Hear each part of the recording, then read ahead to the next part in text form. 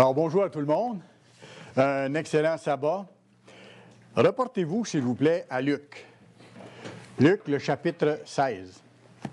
Moi, je me suis mis un petit marqueur dans cette page-là parce qu'on va y revenir durant le message à différentes occasions. Et le titre du message aujourd'hui, c'est « L'homme riche et Lazare ». L'homme riche et Lazare. Vous savez, c'est une parabole importante que le Christ a donnée. Et c'est une parabole qui, à première lecture, parfois semble compliquée, puis on a de la difficulté parfois à expliquer les différents éléments de cette parabole-là. Et ce qui arrive en plus, c'est que les gens qui croient que les morts vont au ciel après leur mort se servent de cette parabole-là pour dire, bien, regardez, les gens vont au ciel quand ils meurent, c'est marqué ici. Ou bien, les gens qui croient que l'enfer existe vont se servir de la même parabole pour dire, regardez, l'enfer existe, c'est marqué dans Luc 16, la parabole de l'homme riche et Lazare. Et ils tirent de cette conclusion-là, et ça prouve leur conception erronée qu'il existe un endroit au ciel où les gens vont après leur mort s'ils ont été bons durant leur vie, et qu'il existe un autre endroit quelque part ailleurs qu'on appellerait l'enfer, et où Dieu ferait souffrir éternellement ceux qui ont refusé de lui obéir. OK, ça c'est la conception erronée que de grandes religions du monde ont, et ils se servent de cette parabole-là souvent pour, soi-disant, étayer leur croyance. Alors, on sait par les Écritures, je ne veux pas entrer là-dedans, ça demande toute une autre étude, mais on sait par les Écritures que les morts sont morts. C'est la définition la plus simple et la plus juste que je peux donner. Les morts ne sont plus vivants, ils sont morts. Mort, ça veut dire sans vie, tout simplement. D'ailleurs, écoutez, soyez logiques. La Bible parle à tellement d'endroits qu'il y aura une résurrection des morts. S'il y aura une résurrection des morts, c'est parce que les morts sont morts.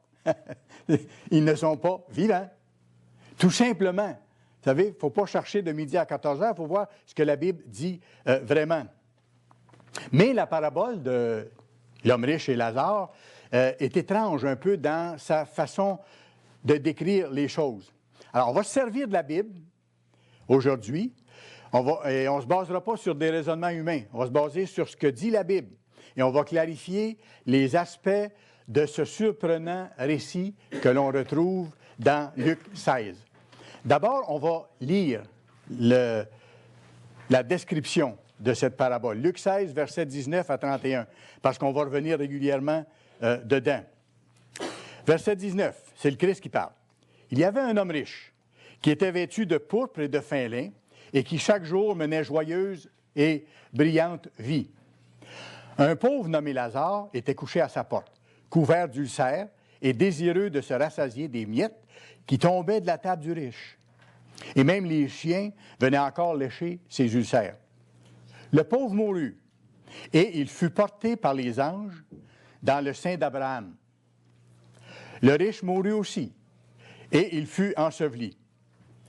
Dans le séjour des morts, il, en parlant du riche, leva les yeux, et tandis qu'il était en proie au tourment, il vit de loin Abraham et Lazare dans son sein.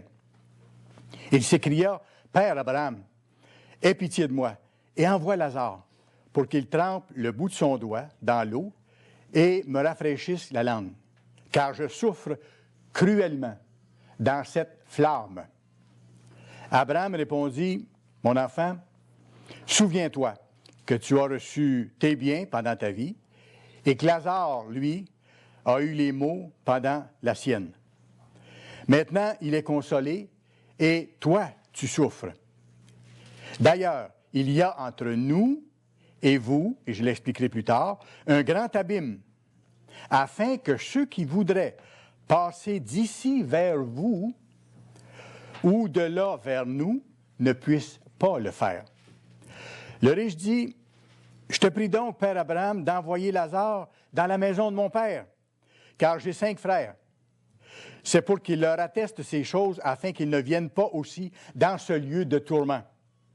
Abraham répondit, « Ils ont Moïse et les prophètes, qu'ils les écoutent. » Et il dit, « Non, Père Abraham, mais si quelqu'un des morts va vers eux, ils se repentiront. » Et Abraham lui dit, « S'ils n'écoutent pas Moïse et les prophètes, ils ne se laisseront pas persuader, même si quelqu'un ressuscitait des morts. » Alors, voilà la parabole que le Christ a donnée. Et juste pour vous donner un aperçu maintenant, cette parabole-là, ça décrit exactement l'Évangile. Ça annonce le salut, ça annonce la vie éternelle et ça annonce la résurrection. Maintenant, on va voir comment. D'abord, il faut dire, quand on lit d'abord Luc 16, versets 14 et 15, il faut dire que ça précède immédiatement la parabole que je viens de vous lire et ça nous donne le contexte de la parabole que le Christ donne. C'est marqué 14-15, « Les pharisiens qui étaient avares écoutaient aussi tout cela, et ils se moquaient de Jésus. Jésus leur dit, « Vous cherchez à paraître juste devant les hommes, mais Dieu connaît vos cœurs, car ce qui est élevé parmi les hommes est une abomination devant Dieu, et ainsi de suite. » Alors, les pharisiens étaient riches, ils étaient avares, comme la Bible décrit, ils se moquaient du Christ, qui était un homme ordinaire, sans grande richesse, et il se moquait de ses disciples, qui étaient des gens simples et des gens non fortunés. En plus, le Christ, selon eux, avait le culot de leur parler d'argent. OK? Il venait de donner, d'ailleurs, au début de Luc 16, il venait de donner la parabole de l'économe infidèle, et ça s'adressait à eux autres. Et eux, qui trouvaient que ça ne convenait pas que le Christ leur parle d'argent, ils étaient convaincus que si quelqu'un était riche, ça voulait dire automatiquement qu'il plaisait à Dieu et que Dieu le bénissait en conséquence. Voyez-vous? Alors, ils se voyaient comme bons. Dieu nous bénit, on est en charge, on est des leaders, on a beaucoup d'argent, on a raison, et lui vient nous mettre en cause, ça n'a aucun sens, il n'acceptait pas. Bon, je reviens à la parabole, verset 22. « Le pauvre mourut et fut porté dans le sein d'Abraham. » Verset 23. « Le riche meurt aussi, on le met en terre, et il voit de loin Abraham et Lazare dans son sein. » Je vais vous expliquer des choses là-dedans. D'abord, si on va consulter des écrits de spécialistes en langue, des linguistes, comme par exemple J.T. Thayer, l'expression « être dans le sein de quelqu'un » veut dire être dans une relation très proche avec quelqu'un, d'être un parent intime avec quelqu'un. Dans cette parabole, ce que ça indique, c'est que Lazare était dans cette relation de parenté intime avec Abraham. Faut que je précise qu'une parabole, c'est un récit inventé pour démontrer une vérité. Hein? OK? Alors, bon, ici, Lazare, on voit qu'étant porté dans le sein d'Abraham, on voit qu'il est en relation étroite de parenté avec Abraham. En fait, ce que ça veut dire, c'est que Lazare est un fils d'Abraham, tout simplement. Parce qu'on voit dans Galates 3, verset 7, vous pourrez aller voir vous-même, Galates 3, verset 7, ceux qui ont la foi sont fils d'Abraham. OK? Ceux qui ont la foi sont des fils d'Abraham. Abraham est le père des croyants, on voit ailleurs. Alors, Lazare est en union, dans la parabole, en union parfaite avec le père des croyants, avec Abraham, parce qu'il est lui-même un croyant qui vit selon les voies de Dieu. Bon, ça c'est important qu'on ait ça comme prémisse. Et comme Lazare est un fils d'Abraham, un descendant spirituel d'Abraham, il va avoir droit à quoi? À l'héritage d'Abraham. Quand on est le fils de quelqu'un, on a droit au même héritage que la personne en question.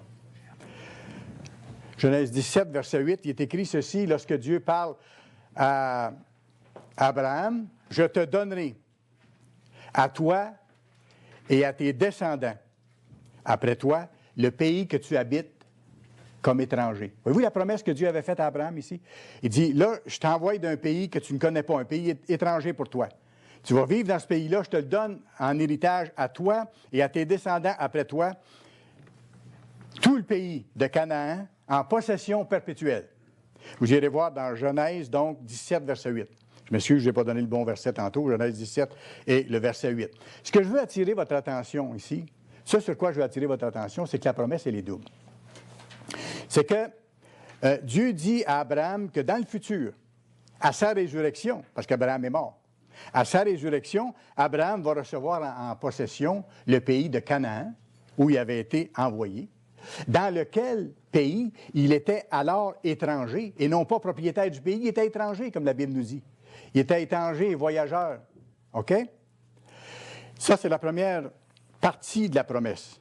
Donc, de lui donner la terre de Canaan, une possession terrienne. Et la deuxième partie de ça, c'est de posséder à perpétuité cet héritage-là. Bien là, je fais une parenthèse. Si vous êtes pour posséder quelque chose à perpétuité, il faut que vous viviez à perpétuité.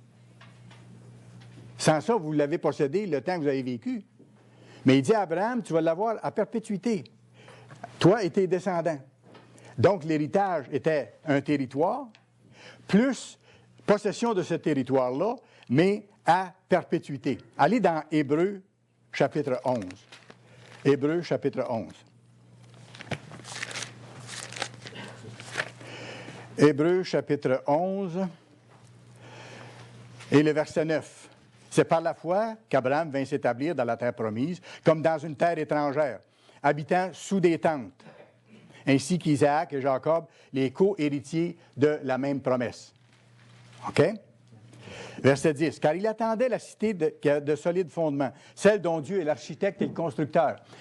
Il savait à ce moment-là que cette terre-là qui allait être la sienne plus tard, ce n'était pas le moment qu'il allait la recevoir plus tard. OK? C'est bien clair, c'est bien précis là-dedans. Et Abraham le savait.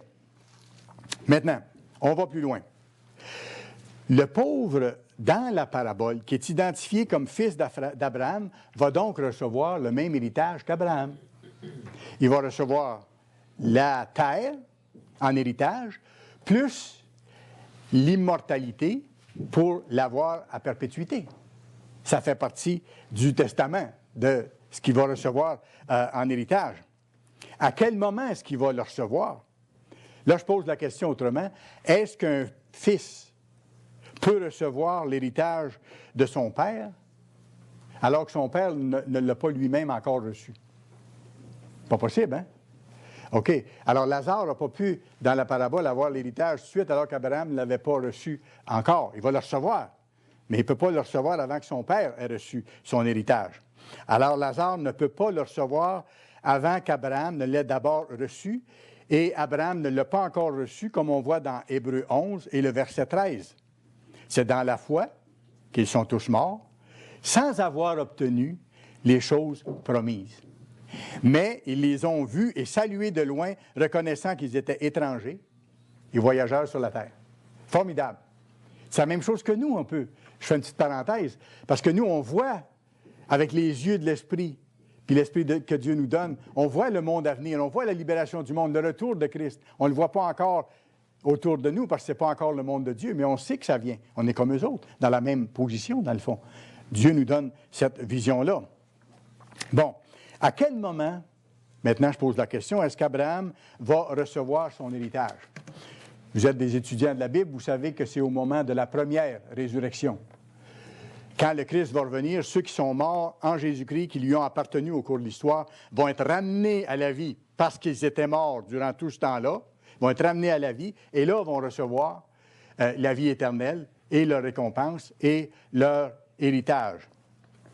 C'est précisément donc à la première résurrection que les morts appartenant au Christ, y compris Abraham et y compris le Lazare de la parabole, même si c'est symbolique dans son cas, vont recevoir la vie éternelle, c'est-à-dire qu'ils vont revêtir l'immortalité. Matthieu 25. Matthieu 25. Matthieu, chapitre 25.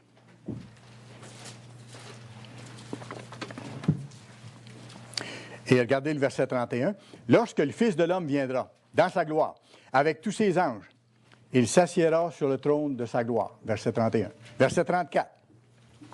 « Alors le roi dira à ceux qui seront à sa droite, « Venez, vous qui êtes bénis de mon Père, et prenez possession de votre héritage, du royaume qui vous a été préparé depuis la fondation du monde. » Et ce, dans l'immortalité et la gloire qui leur sera donnée à ce moment-là. Alors, on voit exactement à quel moment Abraham va recevoir son héritage et va recevoir l'immortalité, en même temps que tous les fidèles de Dieu à travers l'histoire et ceux qui le sont encore aujourd'hui. Matthieu, on ne s'y reportera pas, mais à ce sujet-là, moi, je trouve qu'il y a un passage vraiment enthousiasmant dans les Écritures qui nous montre la majesté du Dieu qu'on sert. Dieu est en dehors du temps. Ça, c'est une chose qu'on oublie parfois, mais Dieu est en dehors du temps. Mais il nous dit, et c'est pour ça qu'il nous dit ça dans Matthieu 22, 32, vous pourrez aller voir, il dit, Dieu est le Dieu des vivants. Il n'est pas le Dieu des morts. Pourquoi il dit ça? Parce que pour lui, c'est comme si c'était terminé. Comme s'il avait ramené à la vie, selon sa promesse de résurrection, ceux qui doivent être ramenés à la vie. Alors il dit, je suis le Dieu des vivants, je ne suis pas le Dieu des morts. Parce que le plan que j'ai fait, je l'accomplis. Et je vais l'amener à terme comme ça doit être fait.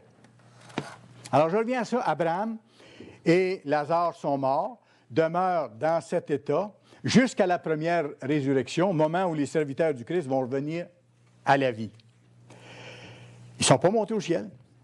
Ils ne sont pas allés au ciel dans un lieu de félicité, comme croient beaucoup de personnes. Parce que la Bible dit au contraire dans plusieurs endroits qu'on ne va pas au ciel, que la récompense est sur la terre, que les gens vont être ressuscités et vont vivre sur la terre. D'ailleurs, la Bible dit clairement dans Jean 3 et le verset 13, personne, ça comprend beaucoup de monde, hein? Personne n'est monté au ciel si ce n'est le Christ, le Fils de Dieu. Alors, ça clôt, pour ainsi dire, ça ferme la porte complètement. Il n'y a pas personne après leur mort, qui sont allés au ciel. Il y a juste le Christ qui est retourné là où il était auparavant.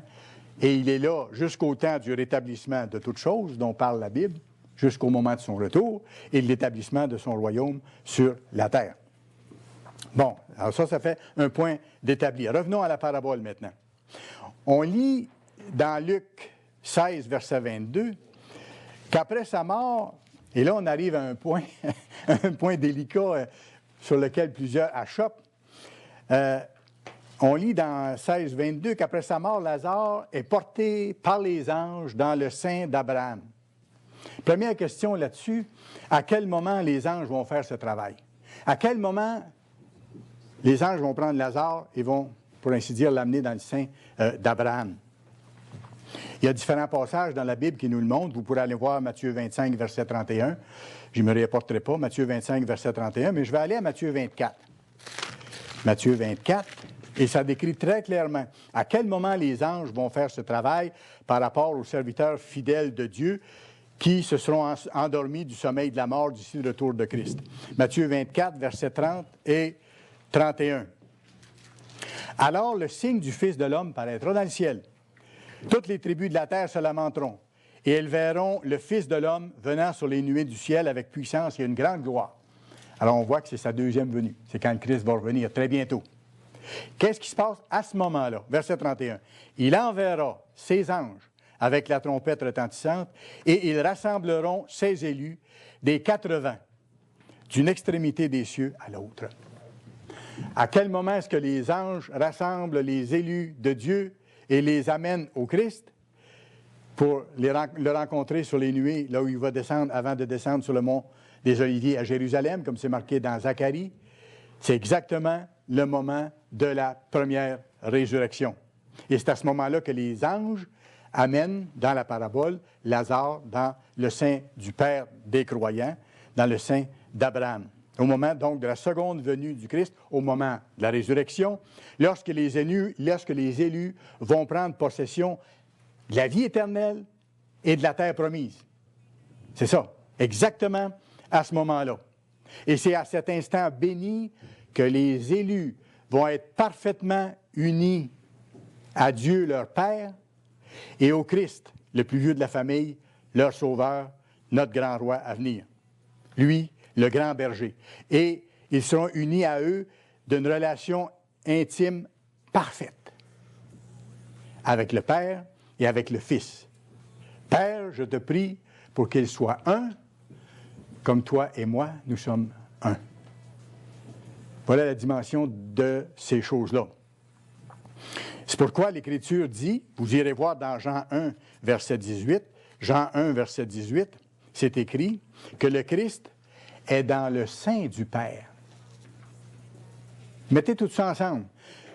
Le Christ est dans le sein du Père. Pourquoi? Parce qu'il est en harmonie parfaite avec son Père, parce qu'il est en union de parenté parfaite.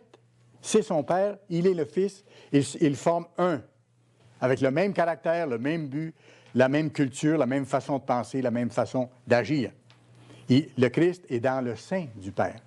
C'est une parenté parfaite. C'est intéressant. Allez voir dans Ésaïe. Je pense qu'il faut ça vaut la peine. Ésaïe 40. Moi, ça m'a vraiment touché quand j'ai lu ce verset-là hier soir en préparant le sermon d'aujourd'hui. Ésaïe 40, le verset 10 et 11. Et ça parle du retour de Christ. Qu'est-ce que le Christ va faire à ce moment-là? Avec vous et moi, si on est fidèles jusque-là, avec ceux qui seront ramenés à la vie, dont Lazare, symboliquement dans la parabole. Ésaïe 40, verset 10. « Voici, le Seigneur l'Éternel vient avec puissance. » Il parle de son retour. « Et de son bras, il commande. Voici, le salaire est avec lui, et la rétribution le précède. Comme un berger, il paîtra son troupeau. Il prendra les agneaux dans ses bras. Il les portera dans son sein. » Voyez-vous cette relation d'affection, d'amour, de parfaite unité. Le Christ qui prend ses frères et ses sœurs dans ses bras parce qu'ils sont les siens, parce qu'ils sont membres de la famille de Dieu, qu'ils ont développé son caractère avec son aide, qui se sont repentis, qui ont été persévérants, qui ont été fidèles. Alors, voyez-vous, on retrouve encore la même expression, être dans le sein de quelqu'un, c'est être en relation parfaite. Et ça veut dire même plus, ça veut dire être sous sa protection, être sous son amour, partager sa grâce, partager son héritage. Et c'est exactement ce qui va arriver à la résurrection. Voyez-vous comment tout se tient et comment la parole de Dieu est formidable, claire, lorsqu'on met en perspective les différents versets qui parlent du même sujet. Et non pas qu'on tire un verset hors de son contexte ou une parabole hors de son contexte et qu'on lui fait dire des choses.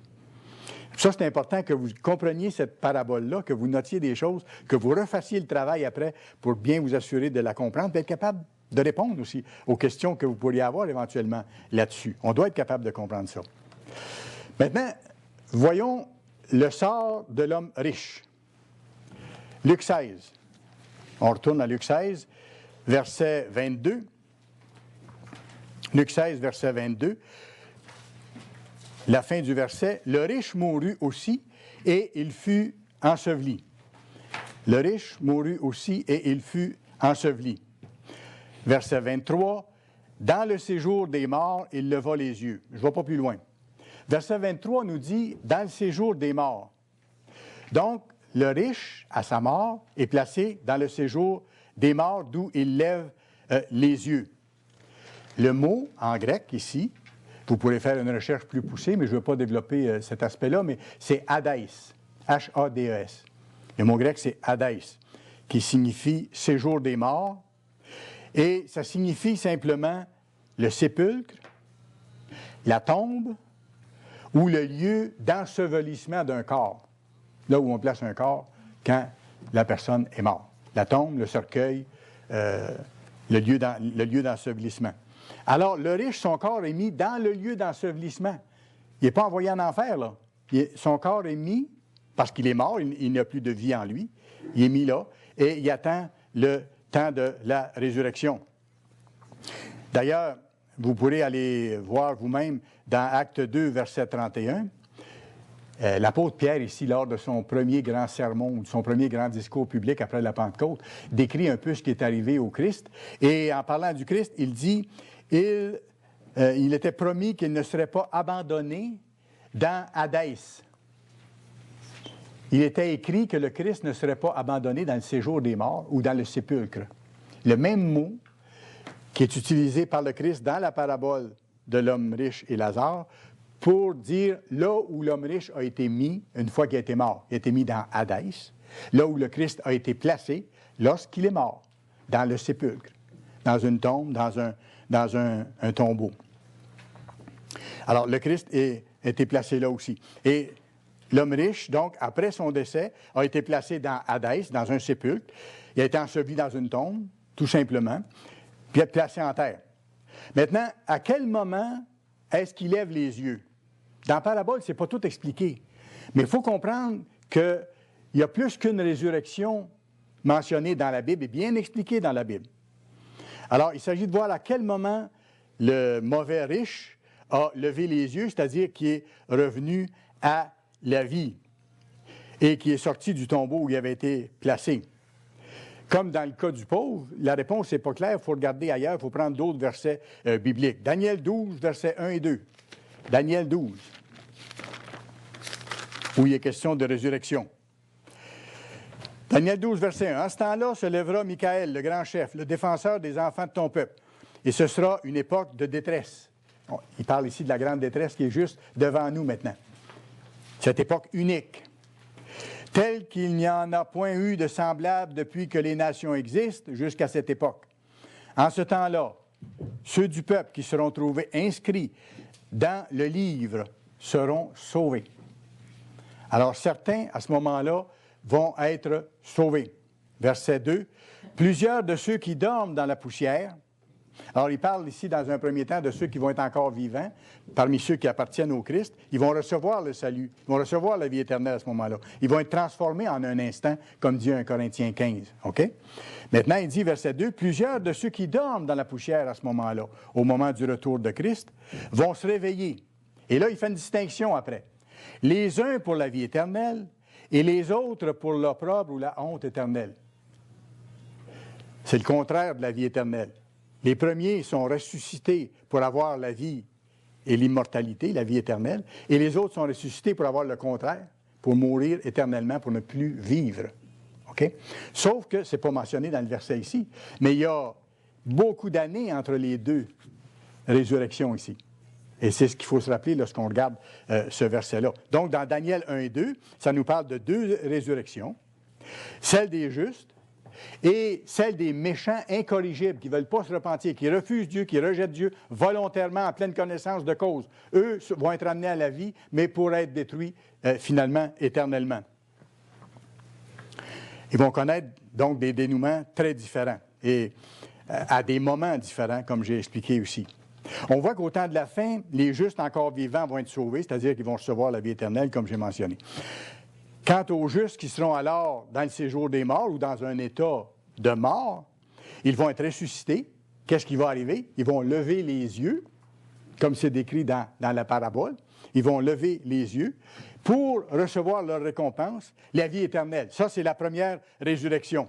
Alors que les incorrigibles, plus tard, beaucoup plus tard, okay, après le 1000 ans et après le 100 ans, là vont être amenés à la vie, eux pour être détruits éternellement, pour la honte éternelle, comme on a vu dans le livre de Daniel. Allez à Jean, chapitre 5. Il y a beaucoup de choses, mais si vous prenez la peine, après le message d'aujourd'hui, de rassembler les différentes pièces et de les mettre ensemble, vous allez vous fortifier dans la compréhension de l'Évangile et dans la compréhension particulièrement de cette parabole-là qui donne parfois du fil à retordre et dont certains se servent erronément pour prétendre qu'il y a un ciel et un enfer. OK? Alors, Jean 5.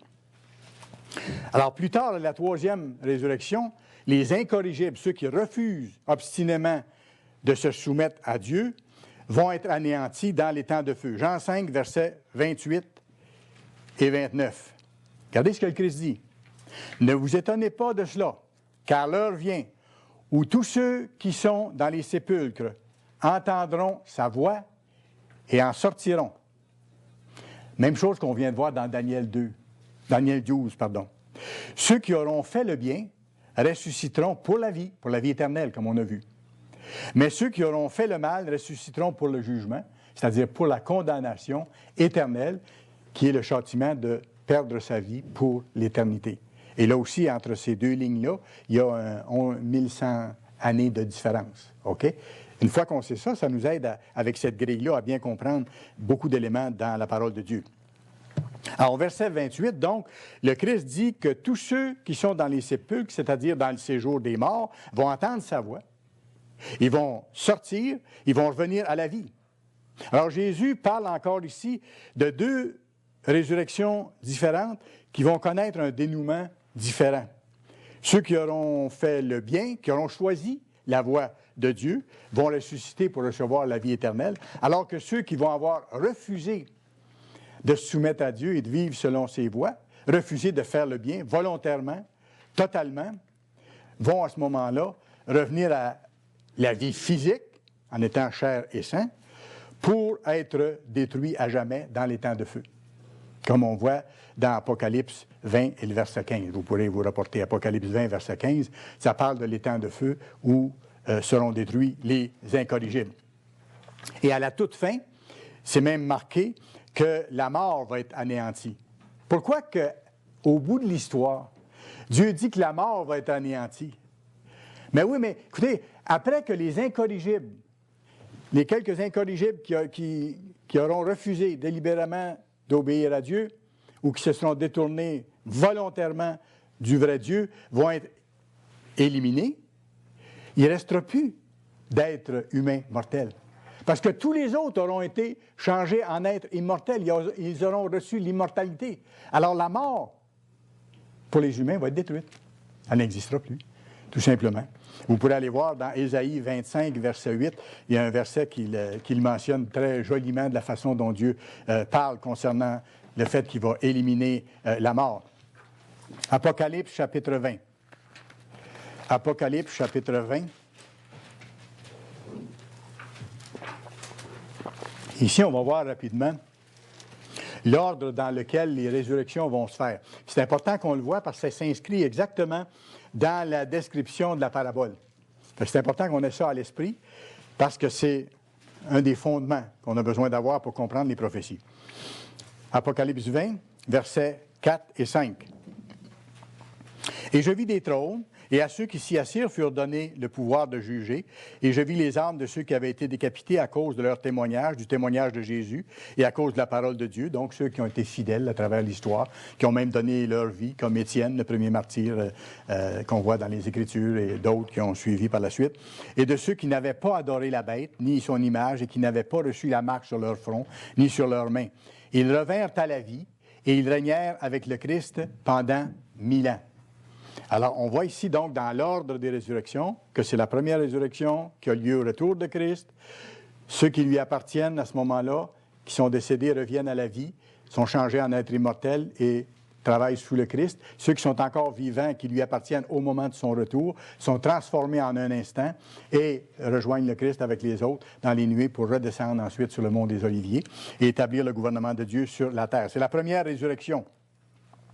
Et on voit à la fin du verset 5, c'est la première résurrection. Ce petit bout de phrase-là devrait normalement être au début du verset 5. Maintenant, si on va plus loin, verset 5, « Les autres morts ne revinrent point à la vie jusqu'à ce que les 1000 ans soient accomplis. » Ça, c'est tous ceux qui n'ont jamais existé, c'est-à-dire, mais qui n'ont jamais connu le vrai Dieu, qui n'ont jamais été appelés par Dieu. Et c'est des milliards d'êtres individus, la vaste majorité. Et là, eux, après le 1000 ans, sont ramenés à la vie. Ils ont leur chance, enfin, de connaître Dieu. Et comme on voit au verset 11, à ce moment-là, ils se font enseigner. Ils se font enseigner les choses de Dieu. Alors, ça, c'est la seconde résurrection. Ils ne revivent qu'après le 1000 ans.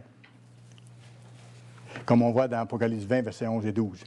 Ils sont ramenés à la vie, ils vont se voir enseigner les livres de la Bible pour comprendre le plan de Dieu, pour pouvoir se repentir, pour pouvoir voir à ce moment-là leur nom inscrit dans le livre de vie, au moment où ils sont baptisés et ils reçoivent l'Esprit de Dieu. Là, leur nom est inscrit dans le livre de vie. Puis après ça vient la troisième résurrection, celle des incorrigibles qui ont volontairement rejeté Dieu, ses voies, comme l'homme riche, dont le nom ne sera pas trouvé dans le livre de vie et qui aura alors été ressuscité. Pourquoi? Pour être jeté dans les temps de feu, qui correspond à ce que la Bible appelle le jugement éternel, c'est-à-dire la mort éternelle ou la destruction totale, définitive, telle qu'on le voit, par exemple, vous pourrez aller voir dans Psaume 145 et le verset 20. Psaume 145, verset 20 dit ceci. « L'Éternel garde tous ceux qui aiment l'Éternel. L'Éternel garde tous ceux qui aiment l'Éternel. Il détruit tous les méchants. » À un moment donné, la ligne va être tracée. Il va garder, et ça va être la vaste majorité, tous ceux qui vont avoir voulu lui appartenir. Mais les autres, par amour pour eux autres, il ne les fera pas souffrir éternellement. Il va leur enlever la vie, tout simplement. Il va leur enlever l'existence. Comme on voit, et comme c'est décrit également dans Malachie, chapitre 4 et le verset 3, vous pourrez aller voir, Malachie, chapitre 4 et le verset 3, il dit, « Vous foulerez les méchants, car ils seront comme de la cendre sous la plante de vos pieds. » Pourquoi il dit ça? Parce que les méchants, lors de la troisième résurrection, vont être brûlés dans les temps de feu et deviennent tout simplement ce que devient tout corps physique lorsqu'il est passé par le feu. Il devient de la cendre. Question. À sa résurrection, le mauvais riche, est-ce qu'il aura eu conscience du temps qui va s'être écoulé à partir du moment où il est mort, puis là où il lève les yeux, puis il revient à la vie? Je pense que vous connaissez la réponse. Absolument pas. Il n'y aura aucune notion du temps qui a pu s'écouler. À la troisième résurrection, lorsque cet homme reprendra conscience et qu'il va lever les yeux, il n'y aura aucune notion du temps, absolument pas. Comme s'il n'y avait pour lui pas eu d'interruption dans le temps. Comme lorsque vous vous endormez le soir, puis à un moment donné, vous vous réveillez, vous ne savez pas s'il est 1 heure du matin, ou 4 heures, ou 5 heures, s'il ne fait pas clair, vous ne savez pas le temps qui est passé. Lorsqu'on est décédé, la Bible nous dit que c'est exactement comme ça, parce que c'est marqué dans Ecclésiaste que dans le séjour des morts, dans Hadès, il n'y a ni pensée, ni science, ni œuvre, il n'y a pas d'action, il n'y a pas de pensée, il n'y a pas de sentiment. Non, on est mort, jusqu'à temps que Dieu nous ramène à l'existence humaine. Alors, le mauvais riche n'aura aucune notion du temps qui s'est passé lorsqu'il va être ramené à la vie. Écoutez, allez dans Ésaïe 63. Non, il faut qu'on prenne la peine d'y aller, c'est trop bon. Ça, j'ai trouvé ça superbe encore. Ésaïe 63.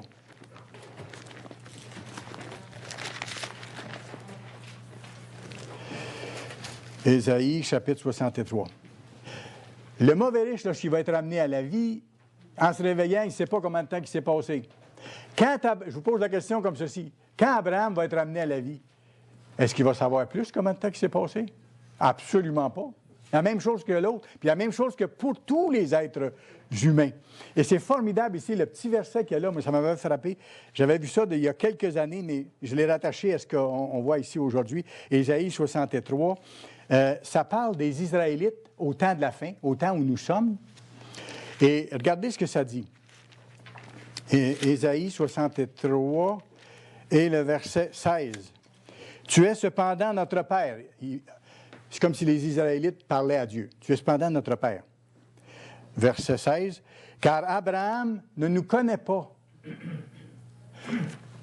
Est-ce qu'Abraham vous connaît, vous autres? Ben non, il ne me connaît pas non plus. C'est les Israélites du temps de la fin qui disent ça. Vous voyez par le contexte que c'est dans les derniers jours, là. Alors, ceux qui parlent, c'est les descendants des nations d'Israël, puis ils disent à Dieu, « T'es notre Père. » Mais Abraham, il ne nous connaît pas, lui. Il ne nous a jamais vus, il n'a jamais entendu parler de nous autres. Ça fait des milliers d'années qu'il est mort. Qu'il est sans conscience, sans action, sans œuvre. Tant qu'il ne sera pas ressuscité, il ne nous connaîtra pas. On le connaîtra à ce moment-là, car Abraham ne nous connaît pas. Et Israël ignore qui nous sommes. Israël, c'est l'ancêtre des nations israélites. Le premier ancêtre de cette lignée-là. Alors, il dit, Abraham ne nous connaît pas, puis Israël, notre ancêtre non plus, ne nous connaît pas, parce qu'il dorme du sommeil de la mort. Intéressant. Tout ça, ça se tient, là. À la résurrection, j'ajoute un autre élément, il faut aller plus loin dans ce qu'on regarde. À la résurrection, l'homme riche souffre cruellement dans une flamme. L'enfer. Non, ce n'est pas l'enfer, vous savez. Là, c'est pas l'enfer. Absolument pas. Mais quelle est donc cette flamme? Apocalypse 20, verset 14-15 nous répond. Il s'agit de la géhenne, de l'étang de feu, de la seconde mort, définitive celle-là, qui suit la troisième résurrection. Tout de suite après la troisième résurrection, l'étang de feu est là et ceux qui sont détruits sont jetés dans l'étang de feu. Et là, il n'y a pas de retour possible, c'est une punition finale, pas un supplice éternel comme j'ai mentionné, mais une punition éternelle, c'est-à-dire la mort éternelle, une non-existence éternelle. Alors, dans la parabole, au moment de la troisième résurrection, lorsque le riche ouvre les yeux, qu'est-ce qu'il voit? Ça, c'est dans l'histoire que le Christ a racontée, là. Qu'est-ce qu'il voit? Et ceux qui vont être ramenés réellement à la vie lors de la troisième résurrection, parce qu'il y en aura, vont ouvrir les yeux, ils vont voir la même chose qui est décrite dans la parabole ici, en ce qui concerne le mauvais riche qui voit quelque chose. Qu'est-ce qu'il voit? Il voit, vous remarquez dans le contexte, il voit de loin Abraham. Ah oui? Oui, parce qu'Abraham a été ramené à la vie, ça fait longtemps. Ça fait 1100 ans qu'Abraham a été ramené à la vie à ce moment-là. Alors, ceux qui seront dans la troisième résurrection vont les voir. Et ils vont voir, symboliquement, je le dis, parce qu'à cause c'est une parabole, mais ils vont voir Lazare aussi, qui va être là. OK? Alors, ils voient de loin, par exemple. Ce mot-là est important. Ils voient de loin. Ils voient, mais de loin. C'est-à-dire qu'ils voient Lazare et Abraham, Lazare dans son sein, c'est-à-dire intimement lié à son père dans la foi, étant unis à lui. Mais en même temps, ils voient autre chose. Ils voient de loin Abraham et Lazare, qui sont des êtres immortels, mais de l'autre côté, ils voient l'étang de feu. C'est le spectacle qui se présente à ses yeux lorsqu'il revient à la vie. Et là, il éprouve une frayeur extrême, de l'angoisse, puis une agonie terrible. Et là, sa gorge se dessèche. Et là, c'est pourquoi il demande que Lazare lui apporte un peu d'eau pour sa langue. Si c'était un feu de l'enfer ou tout ça, il aurait peut-être demandé beaucoup d'eau pour éteindre le feu, là. Mais c'est qu'il est tellement angoissé par ce qui se passe. Et vous savez, quand on a peur, quand on est angoissé, qu'est-ce qui arrive? On a de la difficulté même à avaler. Alors, c'est pour ça qu'il demande un peu d'eau pour mettre sur sa langue pour être capable d'avaler, tellement il est angoissé par ce qu'il voit. Alors, il éprouve de terribles tourments. Pourquoi? Parce qu'il voit que lui est encore mortel, comme avant sa mort, alors que Lazare, lui, est maintenant immortel. Et pourquoi les tourments sont tellement terribles? C'est parce qu'il voit de l'autre côté l'étang de feu, ce qui lui fait comprendre qu'il se trouve précisément, et là je cite, là où il y aura des pleurs et des grincements de dents, en voyant Abraham et Isaac et Jacob dans le royaume de Dieu, tel que le Christ l'avait prédit. Tel que le Christ l'avait prédit. Vous irez voir dans Luc, chapitre 13, versets 27-28. Luc 13, 27-28. Le Christ a dit, il y aura des pleurs et des grincements de dents pour ceux qui seront là. Et là, il se retrouve, le mauvais riche se retrouve à la troisième résurrection dans cette situation-là. Alors, durant sa vie, le riche avait volontairement tourné le dos à Dieu, rejeté volontairement la vie spirituelle et l'amour divin pour se réfugier exclusivement dans les plaisirs et dans les richesses qu'il avait. Les richesses ne sont pas mauvaises en soi. Abraham était un homme très riche, d'ailleurs. Dieu ne lui a jamais reproché. Pourquoi? Parce que pour lui, il utilisait ses richesses pour le bien et de bonne façon. Il y avait quelque chose de supérieur à ça comme motif de vie. Alors que dans le cas du mauvais riche ici, tout était centré sur lui-même. OK? Alors, c'est ce qu'on voit. Alors, durant sa vie, le riche avait délibérément donc se tourner contre Dieu pour se réfugier dans les richesses, dans ses richesses, sa vie à lui, ses choses à lui, ses plaisirs à lui. Et au verset 26, il y a d'autres choses de plus. Abraham dit encore à l'homme riche, ça c'est important que je le précise, il y a entre nous, là il parle, c'est Abraham qui parle, entre nous, c'est-à-dire moi, Lazare, tous ceux qui sont ressuscités maintenant, qui sont des êtres spirituels, il y a entre nous et vous, toi l'homme riche, et les incorrigibles qui ont été ressuscités à la troisième résurrection, il y a entre nous et vous un grand abîme. OK?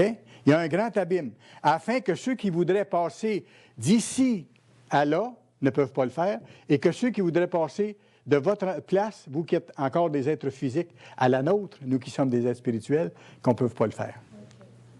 Il y a un abîme incommensurable entre les deux groupes, entre nous qui sommes rendus êtres spirituels immortels, et entre vous qui avez été ramenés à la vie physique parce que vous êtes incorrigibles, vous ne pouvez pas traverser ce côté-ci. Comme nous, on ne peut plus retourner de l'autre côté parce que la mort n'a plus de pouvoir sur nous. Abraham aurait pu rajouter ça. Parce que nous avons reçu la vie éternelle. Et comme c'est marqué dans Apocalypse 20, verset 6, la seconde mort n'a pas de pouvoir sur ceux qui sont ramenés à la vie, en vie, mais qui reçoivent la vie éternelle. Et le grand abîme dont il est question ici, c'est l'immortalité. À ce moment-là, au moment de la troisième résurrection, au moment où sont ramenés à la vie physique les incorrigibles, les serviteurs de Dieu, eux, sont déjà des êtres spirituels immortels. Voilà toute la différence entre les deux. Et pour les serviteurs de Dieu fidèles qui ont la vie éternelle, qui reçoivent l'héritage des nations et du monde, pour eux, c'est le commencement. C'est à peine le commencement de l'éternité, pour ainsi dire. Alors que pour ceux de la troisième résurrection, c'est le dernier tourment avant de cesser d'exister.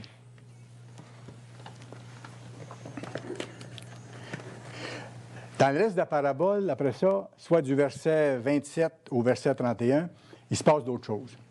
Là, le riche supplie Abraham d'envoyer Lazare vers les membres de sa famille pour qu'il comprenne à temps et qu'il ne soit pas comme lui jeté dans les temps de feu. Il se rappelle qu'il y a des frères à la maison. C'est pour ça qu'il ne sait pas qu'ils sont morts, là, lui. Je l'ai dit tantôt, il ne savait rien durant tout le temps qu'il était mort. Alors, il dit, Père Abraham, j'ai des frères. Envoie quelqu'un pour leur dire, pour qu'ils changent, pour qu'ils ne se retrouvent pas dans la position où moi, je me trouve actuellement. Alors, envoie Lazare vers les membres de ma famille pour qu'ils comprennent et qu'ils ne soient pas jetés comme moi dans les temps de feu. Alors, il plaide même que si un ressuscité, comme Lazare, va leur parler, là, ils vont probablement comprendre. OK? Et là, il dit, ils vont accepter, mais qu'il va y avoir un ressuscité. Là, ici, je fais une parenthèse. Il y en a eu des résurrections quand le Christ était sur la terre. Est-ce que les gens ont cru? Est-ce que les gens ont changé? Combien étaient présents à la Pentecôte après que le Christ est mort dans ses souffrances horribles? 120 personnes. Après 3 ans et demi de ministère, après des prodiges incroyables, des miracles splendides, formidables, et des résurrections. Alors, il y en a eu des résurrections. Ils ne pouvaient pas dire, envoie quelqu'un de ressusciter, là, ils vont croire. Non, ça ne marche pas tout à fait comme ça. Alors, il supplie d'envoyer Lazare, donc, d'envoyer un ressuscité en espérant qu'il comprenne. Mais regardez ce qu'Abraham fait, il refuse. Abraham refuse, mais il y a des raisons de refuser. C'est pas juste sur un coup d'émotion pour dire, non, là. Non. Il y a des raisons absolument certaines et profondes. Il refuse parce que ces gens-là avaient eu, et vous lisez dans le texte, avaient eu le témoignage de qui? De Moïse. Il y avait eu le témoignage des prophètes par la suite. Mais quoi? Ils ont refusé de se repentir en toute connaissance de cause. Ça, c'est l'élément important. Ils ont refusé de se repentir en toute connaissance de cause. Ce que le Christ lui-même leur avait reproché en les traitant d'hypocrites, puis en leur annonçant que le malheur de la géhenne, c'est-à-dire la mort éternelle, les temps de feu, viendrait sur eux, les scribes et les pharisiens hypocrites, comme vous pourrez le lire dans Matthieu 23, versets 1 à 36. Là, le Christ les décrit et leur parle franchement, avec énormément d'autorité, avec énormément de force. Et je vous en cite simplement quelques versets. Matthieu 23, verset 13. Le Christ leur dit, « Malheur à vous, scribes et pharisiens, hypocrites. » Parce qu'ils savaient. Il ne s'adressait pas à n'importe qui, là. Il ne s'adressait pas à quelqu'un qui avait pas reçu le témoignage, qui n'avait pas été appelé. Il y avait le Christ lui-même devant eux, avec tous les miracles qu'il avait faits, tout le témoignage qu'il avait fait. Il était lui-même, dans sa personne, la preuve vivante de l'accomplissement de la prophétie qu'eux connaissaient très bien par les Écritures. Alors, c'était très fort. Malheur à vous, scribes et pharisiens, hypocrites, parce que vous fermez aux hommes le royaume des cieux. Vous n'y entrez pas vous-même. Et je souligne ça ici. Vous n'y entrez pas vous-même. Et vous n'y laissez pas entrer ceux qui veulent entrer. Verset 15. Malheur à vous, scribes et pharisiens, hypocrites, parce que vous courez la mer et la terre pour faire un prosélyte, c'est-à-dire un nouveau converti. Vous faites des mains et des pieds pour convaincre d'autres des choses que vous connaissez. Et quand il est devenu quelqu'un qui veut se convertir, vous faites de lui un fils de la géhenne, un fils de l'étang de feu. OK? Vous lui montrez à faire ce que vous faites. 2 fois plus que vous-même. Versets 29 à 33 après. Malheur à vous, scribes et pharisiens hypocrites, continue sur le même ton, parce que vous bâtissez le tombeau des prophètes. Ils ont tué comment de prophètes de Dieu au cours de l'histoire?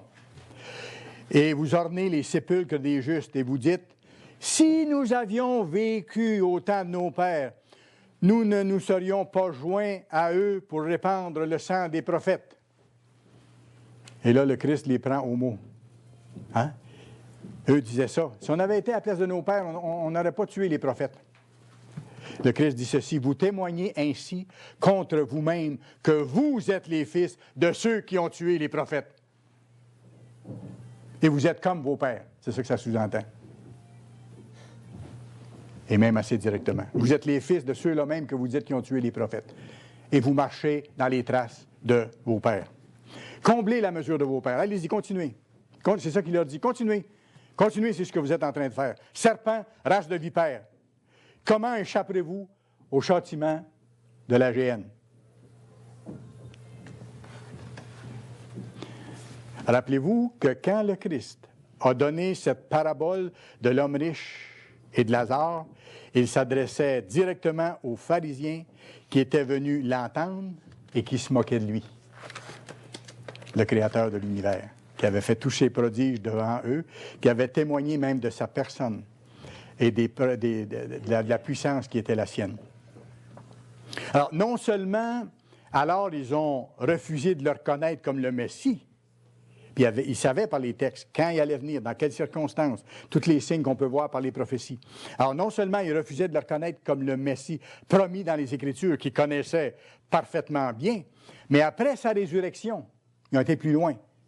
Après sa résurrection, ils ont même comploté en toute connaissance de cause pour faire croire qu'il n'était pas ressuscité. Pour faire croire qu'il n'était pas ressuscité, mais que c'était plutôt ses disciples qui étaient venus de nuit voler son corps dans le Hadès, dans le tombeau où il avait été placé après qu'il avait été descendu de la croix.